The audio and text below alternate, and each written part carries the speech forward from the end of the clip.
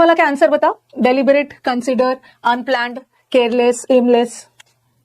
हाँ आंसर बताना पहला वाला। कुछ बच्चे हमारे इंटेंशनल बोल रहे हैं, कुछ बच्चे हमारे इंटेंशनल, देख रही हूँ कि मैं रॉन्ग आ रहा है आंसर, मुझे रॉन्ग आ रहा है। देखो एक स्लाइड में मैंने क्वेश्चन लिया, अच्छे से आपको समझा दूं। ये जो डेलिबरेट वर्ड है ना, इस डेलिबरेट का दो मतलब होता है। ओके, आपने तो डेलिबरेट का मतलब है, डेलिबरेट का मतलब आपने याद किया है, कोई भी चीज डेलिबरेटली मतलब जानबूझकर। ओके, कोई भी चीज आप जानबूझकर कर रहे हो, किसी के साथ प्लानिंग से कर रहे हो। एक मिनट बताती हूँ। तो ये जो डेलिबरेट है, ये वाक्य में एडजेक्टिव का भी काम करता है, और कभी कभी ये डेलिबरेट वर्ड वाक्य में वर्ब का भी काम करता है। जब ये एडजेक्टिव का काम करता है ना, तो डेलिबरेट का मतलब होता है इंटेंशनल। ठीक है, इंटेंशनल का मतलब है कोई भी चीज आप प्लानिंग के साथ कर रहे हो, इंटेंशनल, प्लानिंग के साथ कर रहे हो, इंटेंशनल कोई भी कर रहे हो, कोई काम प्लान करके कर रहे हो, आपका इंटेंशन ही है प्लान करके उसको नुकसान पहुंचेगा, इसको बोलते हैं एडवर्टेंट। ओके, जानबूझकर, नोइंगली, सब चीज जानबूझकर कर रहे हो। एक तो ये मतलब हो गया।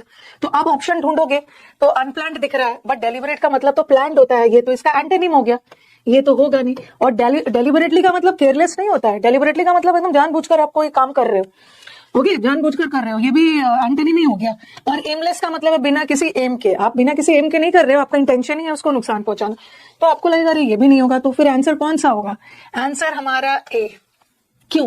क्योंकि ये जो डेलिबरेट है इसका तीन मतलब जाता है। ठीक है, इस डेलिबरेट का एक मतलब तो ये हो गया, ठीक है, और एक डेलिबरेट वर्ब होता है, deliberate as a verb. Okay, deliberate को एज अ वर्ब, हाँ, का मतलब होता है कोई भी चीज को डेलिबरेट करना, मतलब कंसिडर करना, बहुत सोच विचार करना। ओके, किसी के बारे में, मतलब किसी चीज को आप डेलिबरेट कर रहे हो, मतलब सोच विचार करके डिस्कस कर रहे हो। ओके, कंसिडर करना या किसी चीज को डिस्कस करना, ये सेंस में भी आता है। क्योंकि कई बार आपने ये वर्ड देखा होगा, डेलिबरेशन। ओके, डेलिबरेशन का मतलब होता है discussion. Okay, after thoughtful deliberations, after thoughtful deliberations मतलब सोच समझ के डिस्कशन करने के बाद। तो इस डेलिबरेट का दो मतलब होता है।